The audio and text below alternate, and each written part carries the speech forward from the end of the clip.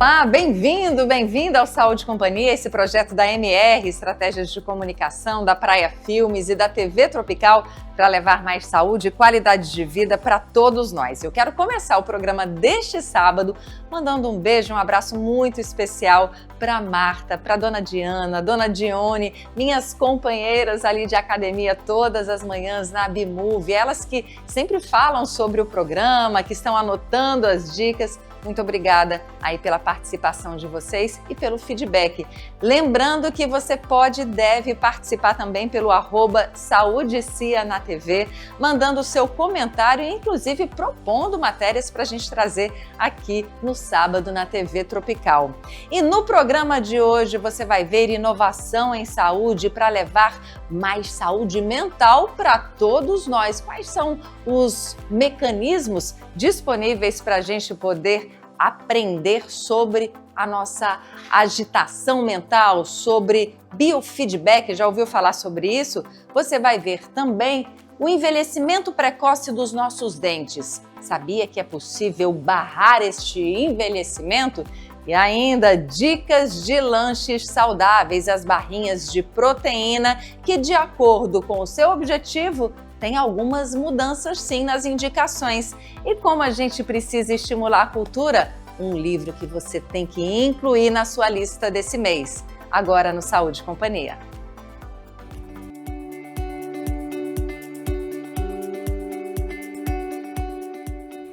Houve um tempo em que a gente só vinha ao dentista para tratar de cárie, arrancar dente. Agora está tudo diferente, principalmente depois da pandemia. A gente está tendo muito e cada vez mais, não só as questões estéticas que os dentistas também tratam, mas problemas relacionados à disfunção temporomandibular. É isso mesmo? Francimeire, ou Meirinha, como eu gosto de chamar, Francimeire Freitas. Que bom tê-la aqui, você falando de um assunto que é tão pertinente nos dias de hoje. Por que aumentou tanto o número de pessoas reclamando desse apertamento nas mandíbulas, dessa disfunção que acaba afetando a vida toda? Até Rafinha, minha filha, uma das gêmeas, está sentindo muito, né, a mandíbula. As disfunções, né, temporomandibulares, que a gente diz que pode ser muscular e articular, realmente assim, ela tem sido o principal, no meu consultório, na minha clínica diária, a principal questão abordada não só pelo desconforto que a própria situação traz, mas as consequências dela, né? Muitas vezes o paciente vem para fazer reparos, né, nos dentes, corrigir fraturas, dentes quebrados, né? E não se trata de exatamente um problema odontológico. Por trás disso há uma questão, né, muito maior que a gente termina tratando apenas as consequências dela, que é exatamente o bruxismo, né, mais popularmente conhecida, é uma dessas situações, né, não só, a DTM não é só bruxismo, disfunção temporomandibular, mas principalmente no consultório é onde a gente mais identifica as consequências disso. Hoje a gente diz que a doença cárie pelo fator etiológico bacteriano ficou em segundo plano. Hoje, consertar os dentes, fraturas, perdas, trincas, né, ela está muito mais relacionada com esse novo momento que a gente vive, né? O fator etiológico, né, mais importante do quadro de DTM, de fato, é o fator ansiedade. Ansiedade, estresse, muitas pessoas envolvidas na rotina mais corrida. Isso. E aí, como fazer para consertar isso? A pessoa viver sem estresse praticamente impossível. Viver sem ansiedade, outro desafio grande. Outro desafio. Então, realmente é uma doença multifatorial, né? O paciente, antes da especialidade, né, que hoje é domínio da odontologia, ele fazia uma verdadeira migração, assim pode-se dizer, uma verdadeira peregrinação. Ele ia ao neurologista porque ele sentia dor, né, muscular, ele ia ao otorrino porque tinha zumbido, porque tinha dor de ouvido. E aí os profissionais investigavam aquilo que estava, claro, é importante ir ao médico sim, a gente tem que a princípio descartar coisas mais importantes, coisas mais graves, não que a DTM não seja, mas a gente precisa afastar uma outra possibilidade, uma patologia, digamos, mais séria, mais complexa. E esses pacientes ficam realmente assim, sem saber qual é o diagnóstico, mas é realmente de domínio da odontologia no sentido de aliviar os sintomas e as sequelas disso. Mas é uma doença multifatorial, né? Os fisioterapeutas também entram nesse contexto e precisa ter muita consciência do paciente, do que ele tem. E aí quando a gente esclarece para ele a real condição dele, ele tem a consciência corporal, que é uma coisa que ele pratica, já traz calma, né? Porque ele entende que não é uma coisa que vai levá-lo à morte, né? Não é uma coisa séria, digamos assim, mas uma coisa que a partir de algumas condutas, né, de hábitos, né, algumas coisas que nós enquanto dentistas fazemos também, fisioterapeuta e várias outras abordagens, melhora a qualidade de vida. E aí se usa o quê? Se usa Botox para, de repente, não apertar tanto? Quais são as ferramentas usadas? Pronto. No bruxismo, né, eu uso a plaquinha, né, para evitar esse ranger do dente. Engraçado, Michele, quando fala plaquinha, né, eu que sou especialista em DTM, eu digo, gente, não vamos chamar de plaquinha, porque realmente ela é um divisor de águas na hora que o paciente adere ao tratamento, né? O bruxismo, ele precisa primeiro ser diagnosticado como tal, né?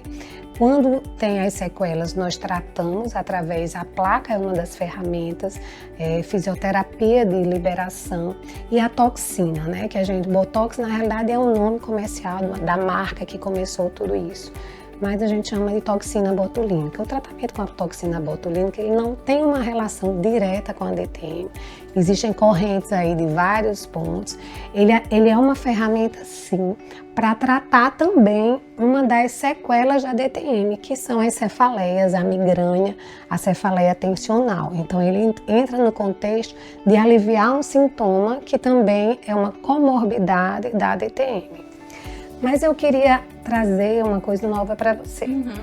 Por favor, sempre atenta. Na realidade, quando a gente entra nesse mundo da DTM e a gente começa a entender os pacientes de um modo geral, a gente precisa ter muito entendimento que nem sempre a placa para bruxismo é a resolução, porque pode ser até um problema. Porque o bruxismo hoje, os novos conceitos da odontologia, né, a partir de novos entendimentos, publicações, o bruxismo, ele às vezes não é só doença. Ele pode ser sim uma necessidade para alguns pacientes que têm problema de ronco e apneia, por exemplo. Quando o paciente tem doenças do sono, né, que precisa ser investigado, o bruxismo é muitas vezes uma ferramenta de defesa. Como assim? Por exemplo, é consequência do ronco e da apneia, principalmente, o refluxo gastroesofágico, um exemplo. E quando você tem o refluxo gastroesofágico, o seu meio bucal ele fica ácido. O suco gástrico ele volta, né, para a cavidade oral, a partir justamente da contração abdominal para a respiração voltar.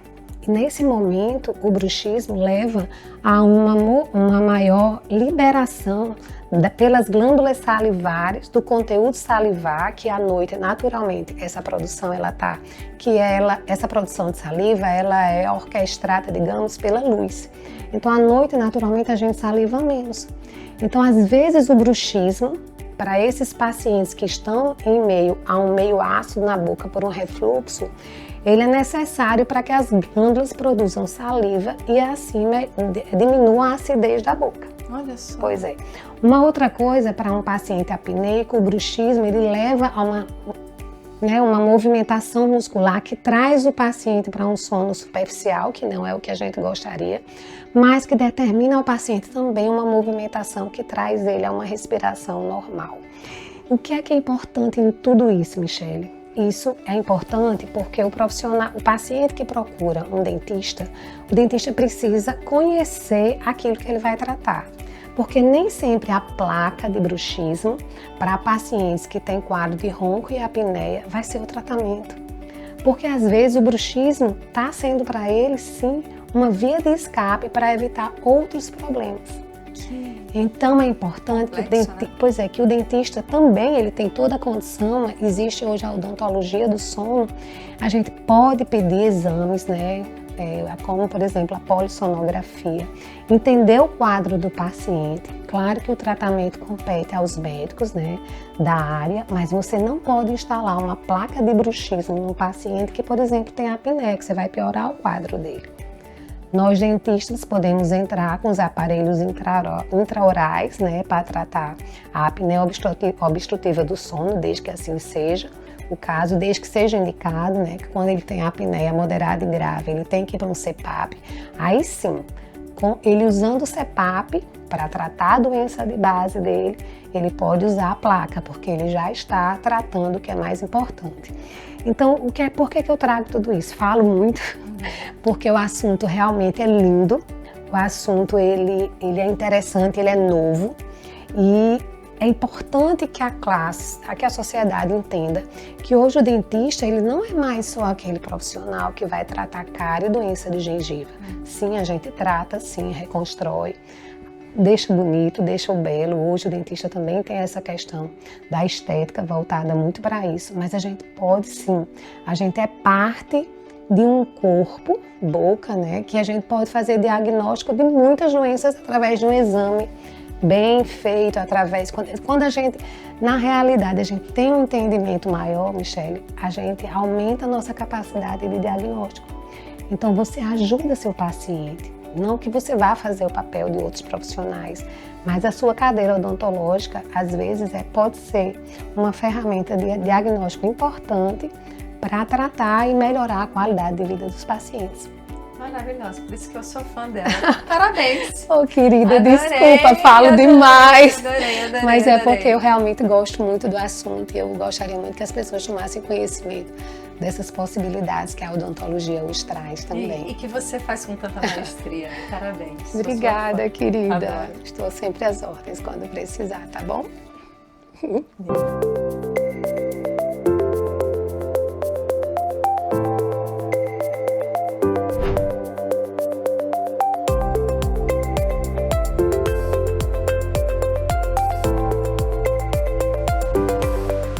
Primeira coisa é o objetivo, né? Então eu quero emagrecer, eu quero ganhar massa magra, eu tenho algum tipo de intolerância, de alergia, então tudo isso a gente tem que considerar na hora de escolher a melhor barra, né? Então a gente colocou alguns exemplos, barras aí com Body Balance, que é uma proteína de colágeno, que basicamente não vai criar nenhum desconforto gástrico. A gente escolheu barras também adoçadas com frutas, como essa de tâmara. A gente colocou barras aqui também mais gourmets, com apelo aí mais gostosas, né? Para crianças, adolescentes e também praticantes de atividade física que querem ganhar massa muscular. Afinal, são as barras mais calóricas e aí que a gente também tem que ter um certo cuidado, principalmente se seu intuito é emagrecer, e também as barras que são de origem vegetal, ou seja, para o público vegano e vegetariano.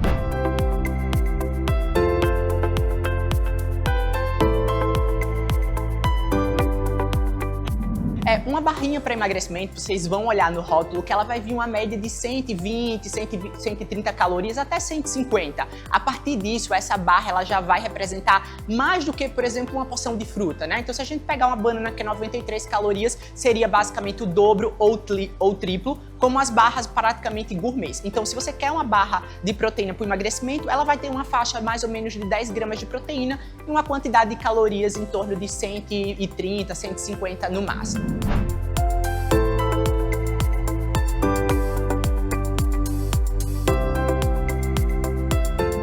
Para o ganho de massa muscular, as barras com apelo gourmet, até porque elas vão vir com a quantidade em relação à porção bem maior, então elas vão ter uma média de 20 gramas de proteína, que é a mesma coisa que a gente encontra em uma dose, por exemplo, de whey protein, e geralmente elas vão suprir praticamente, em muitos casos, um lanche, já que algumas chegam até quase 300 calorias.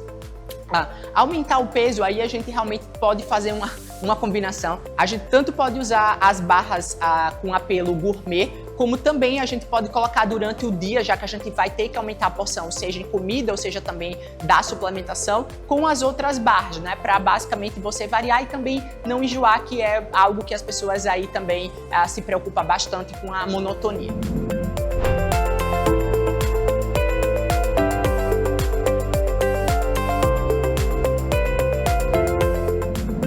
As barras de cereais, a gente vai ter que primeiro olhar o rótulo delas, porque muitas delas elas vão vir adicionadas de açúcares, como a maltodextrina, é só olhar basicamente atrás. Então, de preferência, a gente diga que vocês procurem as que têm frutas liofilizadas, né? Então, as que têm frutas desidratadas, porque vão ter açúcares naturais, então não vai ter tanto aditivo para basicamente vocês estarem consumindo. Então, sempre olhar ali o rótulo.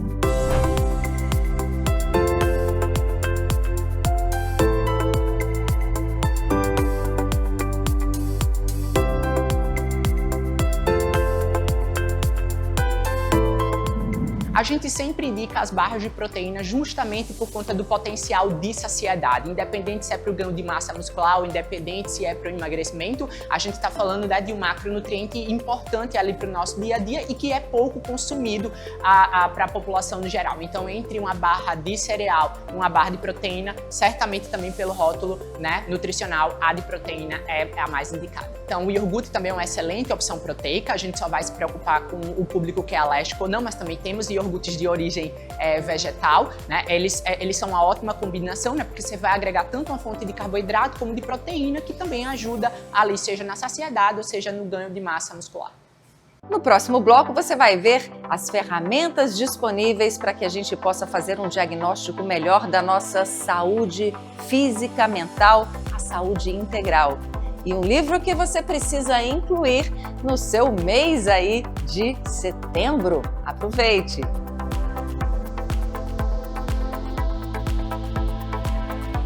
Serviço de qualidade com preço justo é na SESI Clínica, Avenida Prudente de Moraes, ao lado da Cidade da Criança. Marque sua consulta, 3204-6300 ou no Instagram, @SESIRN.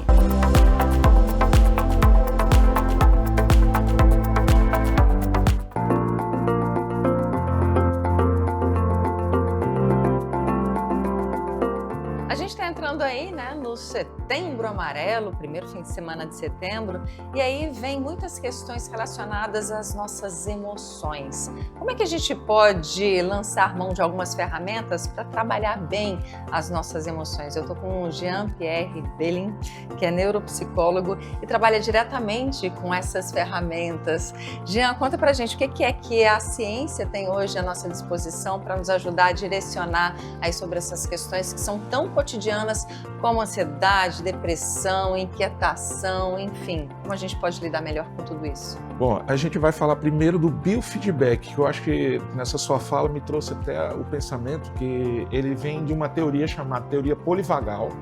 É uma teoria dos anos 90 e ela conseguiu se confirmar com essa evolução dos softwares, das tecnologias. Então o biofeedback ele trabalha justamente essa regulação emocional. A gente tem um nervo vago que sai do nosso sistema límbico, percorre todo o nosso corpo, chegando até o intestino.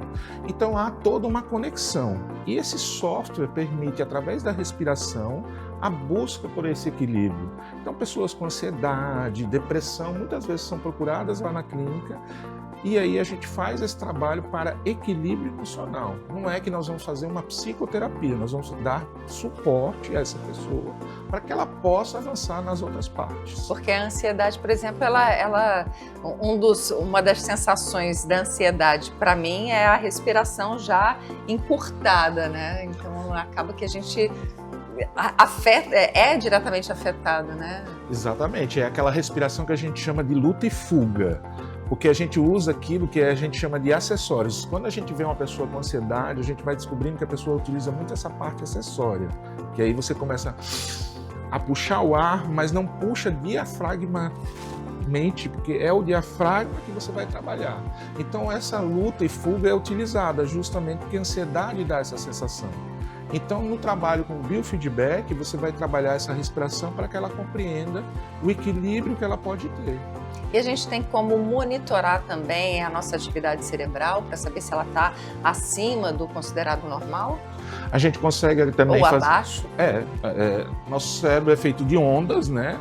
Nós temos ondas delta, teta, que são aquelas mais lentas, depois a alfa, a beta, que é uma agitada, e a gente chega a gama. Apesar das divisões de alfa e beta, essas ondas são controladas no nosso cérebro. Algumas regiões elas necessitam estar com ondas mais lentas, outras mais aceleradas. E você consegue fazer esse mapeamento cerebral através do EEG, que é o eletroencefalograma, onde a gente consegue analisar essas ondas. Após essa avaliação, você consegue fazer uma coisa que a gente chama de neuromodulação ou neurofeedback, onde a gente vai fazer a regulação dessas ondas, permitindo que a pessoa que esteja com ansiedade, depressão, possa ter um outro caminho. Além disso, a gente tem a neurometria, onde a gente vai analisar a resposta fisiológica. A resposta fisiológica advém das alimentações que a gente ingere ou a falta daquilo que a gente ingere. Porque muitas vezes depressão, ansiedade estão relacionados também à falta de vitamina B12, vitamina D, que formam esse casamento.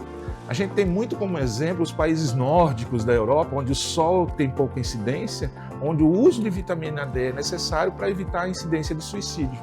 É mesmo? Tem uma relação entre falta de vitaminas e depressão? Com certeza. A falta dessas vitaminas, elas impedem a formação melhor das nossas células, que fazem o transporte de nutrientes, oxigênio para o nosso cérebro. Você imagina uma casa sem construir, sem tijolos. Então, se essa célula ela não estiver bem nutrida, você vai estar só mandando uma parte do alimento para o seu cérebro. Então, você às vezes pode ter uma hemácia de tamanho muito grande, ela vai passar pelas artérias, que são mais largas, mas não vai irradiar pelos capilares, não vai chegar na base do nosso cérebro. O que a ciência está trazendo aí de inovação para ajudar nas pessoas que sofrem aí com depressão, com ansiedade? Hoje, além dessas tecnologias que a gente já falou, cada vez mais a inteligência artificial está nos trazendo possibilidades como ferramenta. Uma das coisas que está surgindo agora, que eu acho fantástico, é o fenótipo digital, ou seja, o entendimento digital do seu paciente. Eu vou atender Michele na sexta-feira, mas a semana inteira eu não tive contato com ela.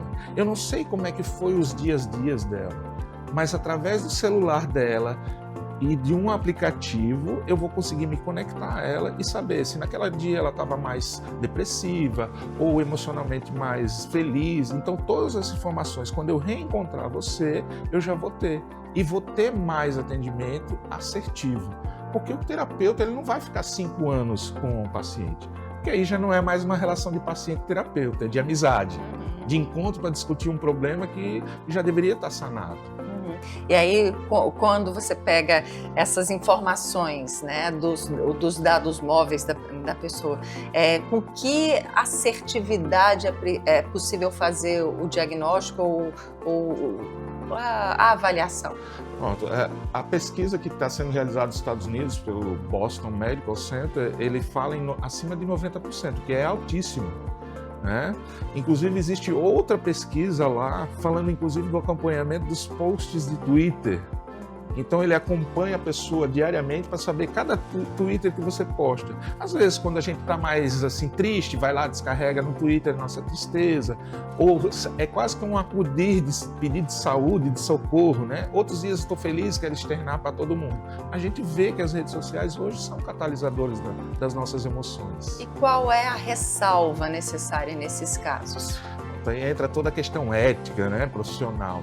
A gente precisa lembrar que a empatia com o ser humano, o cuidado, o olhar, o calor humano não consegue ser feito através da rede social. E a percepção de olhar para a pessoa e compreender ela também não. Então é preciso ter esse cuidado também. Então tudo isso é ferramenta, né, que está aí à nossa disposição, mas que nada substitui o atendimento presencial pessoal, então. Ele não pode ser aquela coisa como se o peixe estivesse dentro da água e dissesse o que é a água. A rede social não pode ser isso, ela é uma ferramenta, ela vai ser um instrumento para lhe facilitar as informações. Perfeito, muito obrigada pelas novidades trazidas aqui no Saúde e Companhia. Eu que agradeço, espero estar mais vezes aqui e à disposição sua para a gente falar sobre saúde mental. Obrigada.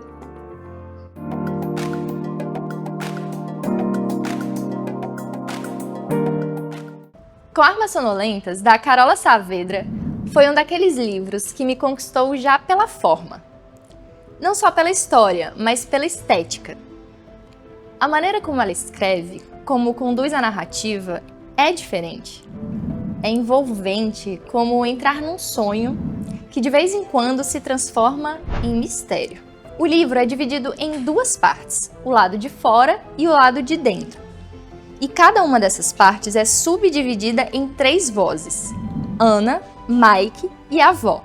Ana é uma mulher que quer ser atriz e sai do Brasil deslumbrada com essa ideia. Ela vive tanto o doce quanto o amargo de ver um sonho se transformar, às vezes em realidade, às vezes se estilhaçar diante dela. Movida pela paixão pela arte e por um homem. Mike é uma jovem adulta, quase menina, que está aprendendo sobre si, sobre a vida e descobrindo caminhos guiada por sua intuição e pela forma como começa a se perceber no mundo. A avó é quase mágica. Ou melhor, são duas avós que se encontram nessa figura. Há algo de sabedoria ancestral, de espiritualidade, de força silenciosa que atravessa essas páginas. Essas três mulheres estão conectadas, sabendo ou não. E juntas, elas formam um fio narrativo que atravessa temas como linhagem feminina, maternidade, aspirações profissionais, relacionamentos românticos, familiares e até sociais. O livro me lembrou, em clima, Oração para Desaparecer, da Socorro Racioli, que eu já indiquei aqui. Tem esse toque onírico, de mistério, de uma narrativa que parece vir tanto da memória quanto de um lugar mais profundo. Com Armas Sonolentas me surpreendeu pela autenticidade, pela sensibilidade e pela lucidez. É daqueles livros que não se encaixam em fórmulas e talvez por isso mesmo fiquem com você depois que termina.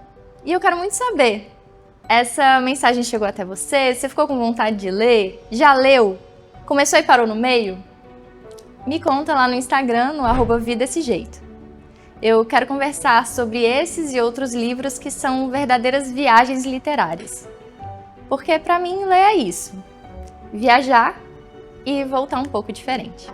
E aí, me conta o que achou do programa de hoje. Lembra que você pode e deve participar no @SaúdeCia na TV e também pode ver os programas anteriores no YouTube. Aproveita para encaminhar o programa de hoje para o grupo de amigos, para os familiares, porque a nossa proposta aqui no Saúde e Companhia é propagar informação de qualidade com pessoas referenciadas. Muito obrigada pela sua audiência. Sábado que vem tem mais.